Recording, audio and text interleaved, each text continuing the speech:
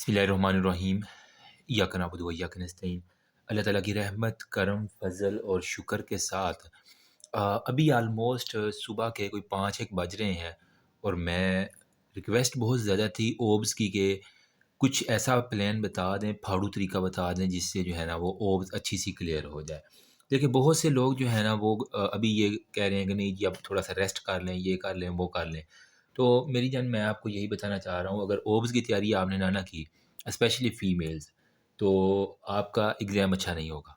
अगर एग्ज़ाम अच्छा ना हुआ तो आपकी शादी डिले हो जाएगी। तो ये मैं सुबह-सुबह आपको मोटिवेशन दे रहा हूँ कि तुम अच्छा एग्ज़ाम दो ताकि तुम्हारी जल्दी-जल्दी शादी हो जाए। ठीक है? वरना फिर बाद में यही गाते रहोगे सानू नहर वाले पुल ते बुला के देखो रे माही कित्थे रह गया। वो माही वेट कर रहा होगा कि आपने ओब्स की तैयारी नहीं की।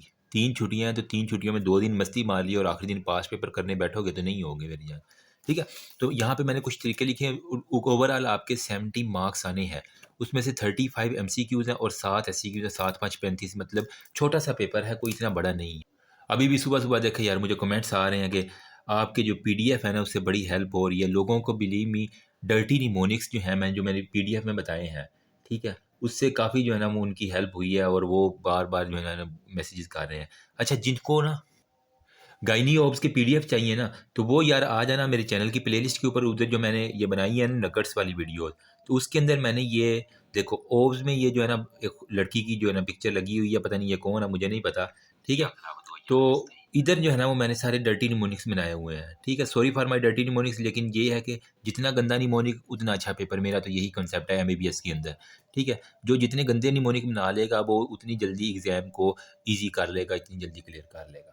अच्छा यहाँ पे मैं आपके साथ प्लान शेयर करता हूँ कि जो गायनी के आने हैं ना यूक्यूज़ 7 वो इस सीक्वेंस से जो है ना वो आते हैं।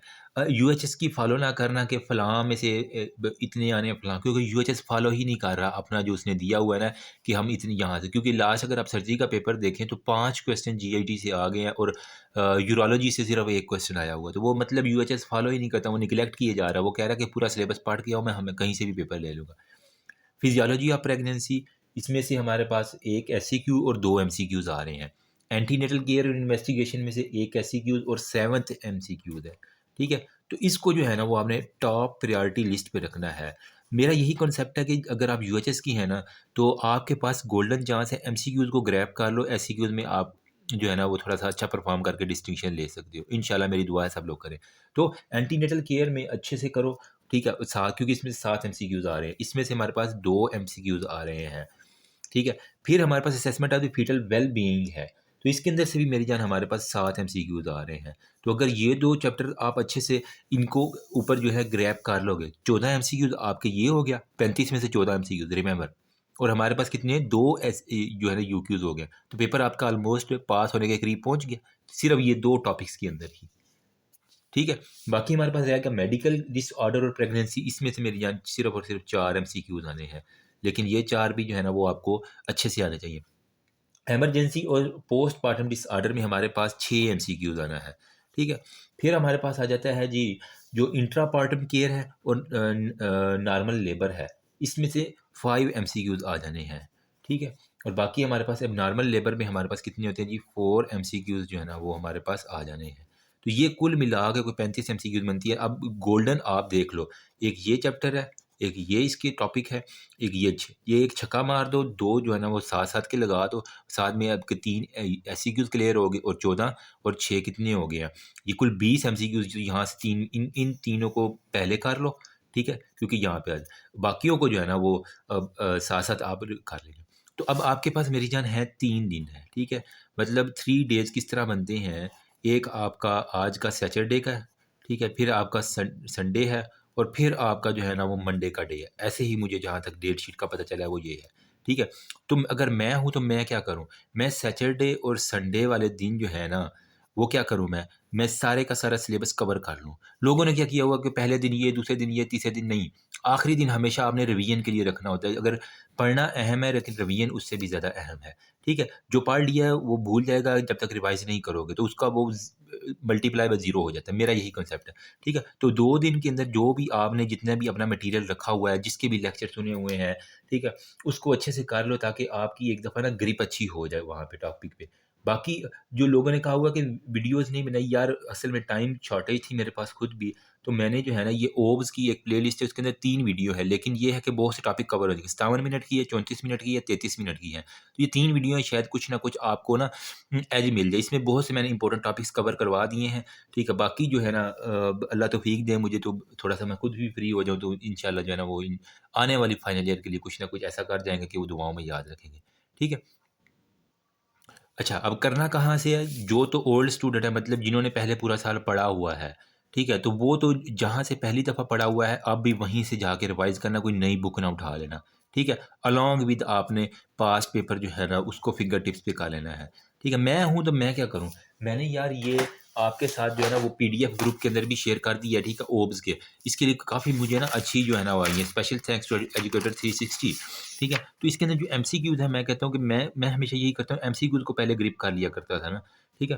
तो एमसीक्यूज़ को 35 एमसीक्यूज़ में एटलीस्ट आप 30 तो कर लेंगे। मैं कहता हूँ कि अगर ये पीडीएफ अच्छे से आप कर लें ना, और इससे रिलेटेड जितनी भी चीज़ें, उनके जो चार्ट्स बने हुए हैं बुक के अंदर, वो देख लेंगे, तो आपके 28-29 एमसीक्यूज़ तो यहीं से लग जाएँगे, ठीक है? एग्ज़ाम के बाद मैं दिखाऊँगा कि कहाँ-कहाँ से आए हैं, ठीक है? ये वाला और ये वाला मैंने साथ में शेयर किया। इससे ये है कि पूरी आपकी ओब्स जो है ना वो स्किंटों क्या, घंटों क्या, मैं कुछ 2-3 घंटे में रिवाइज़ हो जाती है। साथ वीडियो देख लें, या अगर खुद पढ़ना है तो खुद पढ़ लें। पीडीएफ मैंने शेयर कर दी है ऑलरेडी ग्रुप में। तो इससे पहले एमसीक्यूज़ क्लियर होंगे, उसके बाद जब आप एससीक्यू पढ़ते हैं तो आपको फिर साथ-साथ रिकॉल होता है, यार यहाँ से ये एमसीक्यूज़ उठा हुआ है, इसको ज़रा ना एक दफ़ा दोबारा देख लूँ। तो आपका बैक ऑफ द माइंड जो है ना वो फिर सर्कुलेट करना शुरू कर दें। जितनी रेपिटेशन करोगे उतना अच्छा कांसेप्ट, उतनी अच्छी बात जो है ना वो आपको बनेगी, और साथ में डर्टी निमोनिक्स अगर बन जाए, तो मैं कहता हूँ फाड़ू तैयारी हो जाती है। अब सबसे ज़्यादा ज़ोर तो आपने पास्ट पेपर के ऊपर देना है, क्योंकि मोस्टली पूरी बुक पास्ट पेपर के जितने को साल हो गए हैं ना, पास्ट पेपर की बुक सारी की सारी एक दफ़ा रिवाइज़ होगी। लेकिन साथ में जो जो चीज़ इम्पोर्टेंट है पास्ट में भी, ठीक है? उसमें labour, preterm labour, multiple pregnancies, operative deliveries, इनको फिंगर टिप्स पे कर लेना। मतलब कहीं से भी क्वेश्चन आ जाए, आपके क्लक करके जो है ना। नंबर सेकंड पे ऑब्स्टेट्रिक इमरजेंसीज़ बहुत इंपॉर्टेंट है। परप्यूरल डिसऑर्डर है, फिजियोलॉजिकल चेंजेज़ ऑफ प्रेगनेंसी है, हाइपरटेंशन डिसऑर्डर्स बहुत इंपॉर्टेंट है, एंटीनेटल और ऑब्स्टेट्रिक कॉम्प्लिकेशन जितनी भी हैं वो आप देख लो, ठीक है? अलोंग विद आप क्या करो कि एंटीनेटल केयर और नॉर्मल फीटल ग्रोथ हो गया, असेसमेंट ऑफ फीटल वेल-बीइंग और प्रीनेटल डायग्नोसिस, ये 4-5 टॉपिक्स हैं। अगर इनको अच्छे से कर लोगे तो सुखी रह जाओगे। जिन्होंने अगर अभी कुछ लोग ऐसे हैं जो कहते हैं कि हमने तो ना सारा साल पढ़ी नहीं है ओप्स, तो यार पागल-वागल तो नहीं होगे तुम लोग, ठीक है? चलो अगर नहीं पढ़ी तो मैं कहूँगा सबसे पहले आप पास्ट पेपर कर लो, पास्ट एमसीक्यूज़ वाले पीडीएफ कर लो, ठीक है? इसके अलावा मैं मेडिकल ग्लोब के भी जो है ना वो इंशाल्लाह शेयर कर दूँगा थोड़ी देर में, अगर मुझे टाइम मिल गया, ठीक है? तो मैं वो भी आपके साथ शेयर कर दूँगा, ठीक है? अलॉन्ग विद मैं कहूँगा अगर अब आपके पास टाइम नहीं है 10 टीचर पढ़ने का, किसी की वीडियोज़ देख लो, या फिर ये इरफ़ान मसूद जो है ना, इसको अच्छे से कर लो, ठीक है? मतलब नज़रों नज़रों से गुज़ार लो, कोई जो लेबर के स्टेप है तो उनको एक गंदा सा निमोनिक बना लो, ठीक है? उसके ऊपर जो है ना वो आप गेम पूरी अपनी चला सकते हो। कोई मुश्किल बात नहीं है, इंशाल्लाह पास होंगे सारे। और मैं कहता हूँ कि फीमेल्स के लिए तो गायनी ऑब्स की तैयारी बड़ी आसान होती है, ठीक है? खुद को प्रेग्नेंट कर लेना, अगर कुछ भी समझ ना आए, ठीक है? एग्ज़ाम में खुद को प्रेग्नेंट कर लेना और अपने आप को गायनी वार्ड में ले जाना। आपके ऊपर जो-जो चेंजेज़ आ रही होंगी ना, ठीक है? उसी वक़्त आप तो वो उसको जो है ना साथ-साथ लिखते जाना एग्ज़ाम के ऊपर, ठीक है? और सॉलिड चेंजेज़ होनी चाहिए, रिमेंबर, ठीक है? ये ना हो सवाल गंदा में जवाब देना हो। तो ये इस तरह ना खुद को अपने अगर वार्ड के अंदर ले जाओ ना, तो बहुत से क्वेश्चन के आंसर आपको ऑटोमैटिकली आना शुरू हो जाते हैं। तो दैट्स ऑल अबाउट, ठीक है?